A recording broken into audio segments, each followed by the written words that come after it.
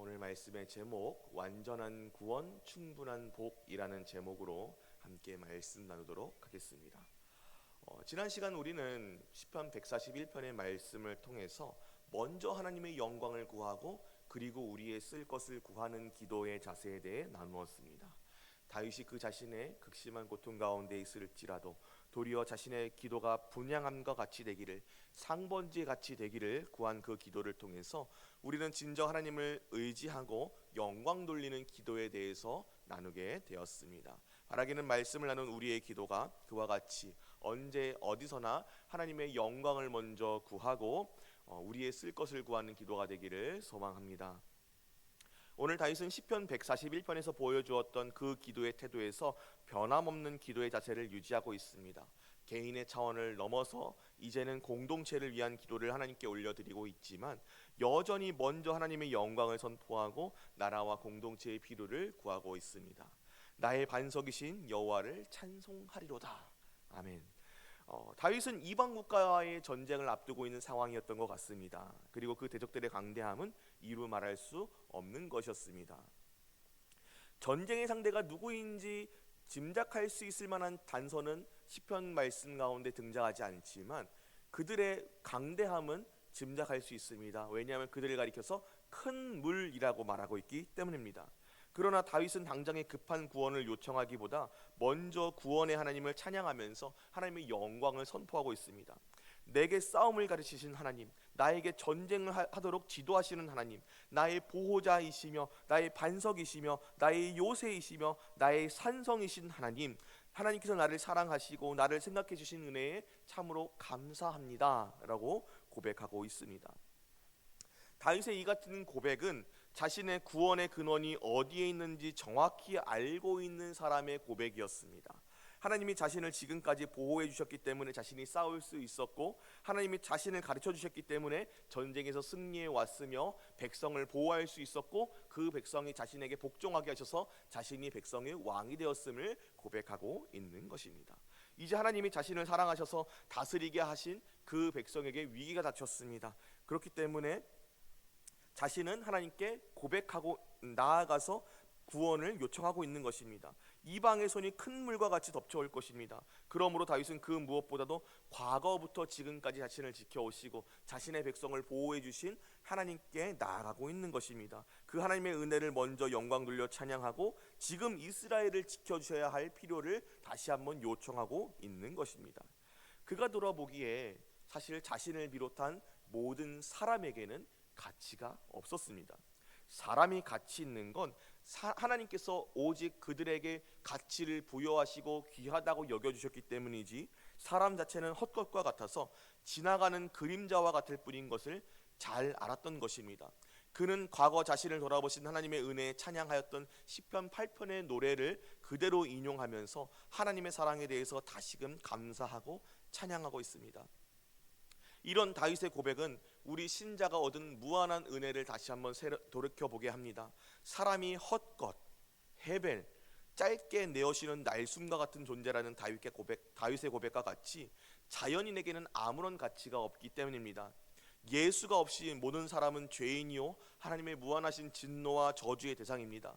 지금 비록 숨을 쉬며 사는 것이 허락되었다 할지라도 죄인의 결국은 영원한 사망이요 하나님께서 버려진 자일 뿐입니다. 그러나 신자는 예수 그리스도가 이루신 완전한 의를 믿음으로 전가받아 하나님의 자녀가 되었습니다. 아무런 가치 없는 자, 하나님의 자녀가 될 아무런 요건이 없는 자가 오직 예수 그리스도로 인하여 그 기쁘신 뜻에 따라 하나님의 자녀가 된 것입니다. 그러므로 우리는 하나님 앞에서 다윗과 같은 고백으로 그 은혜에 감사할 수밖에 없는 자들인 줄 믿습니다.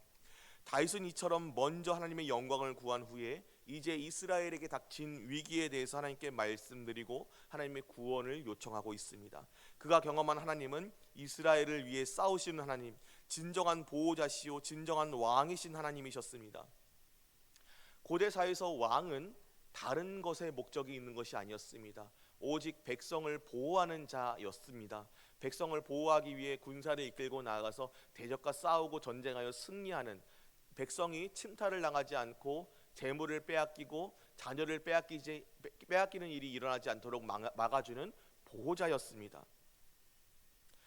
다윗은 그런 의미에서 진짜 왕이었지만 도리어 그 자신을 진정한 왕이라고 생각하지 않았습니다.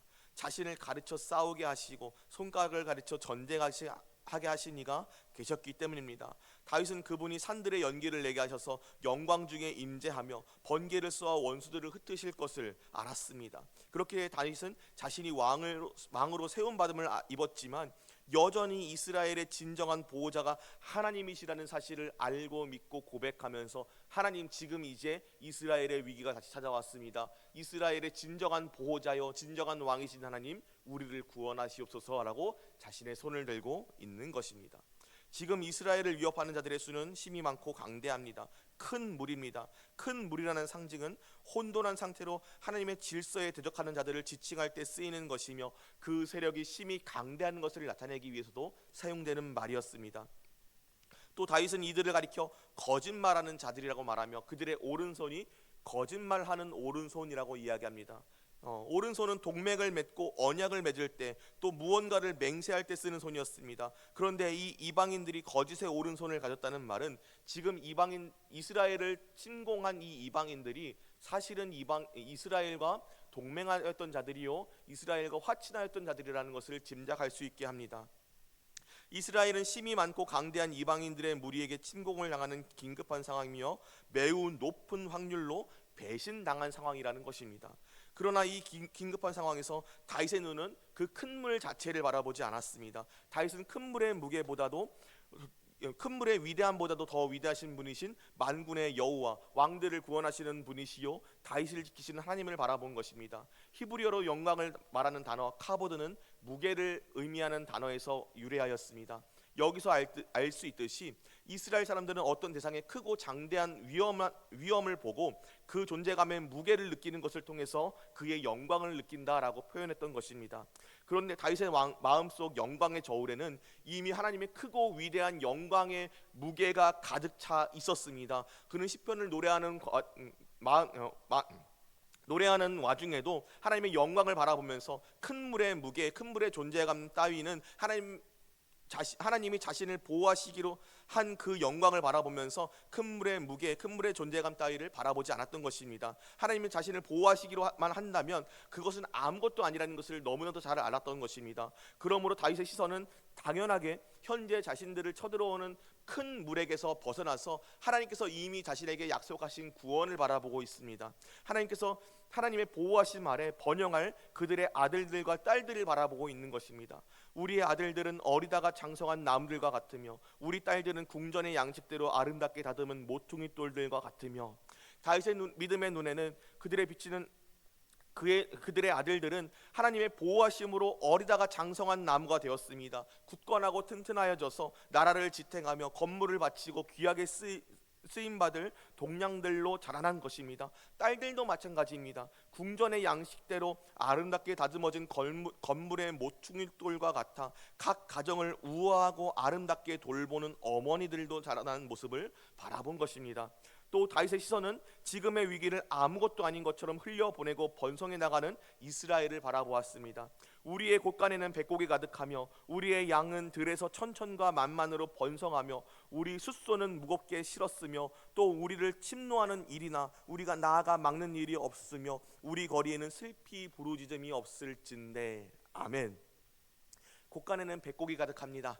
양식이 가득합니다. 침략을 받아서 빼앗기는 일이 없었기 때문입니다. 천천과 만만으로 양들이 불어납니다. 백성의 숫자가 번성합니다. 숫소는 무거운 짐을 짊어졌습니다.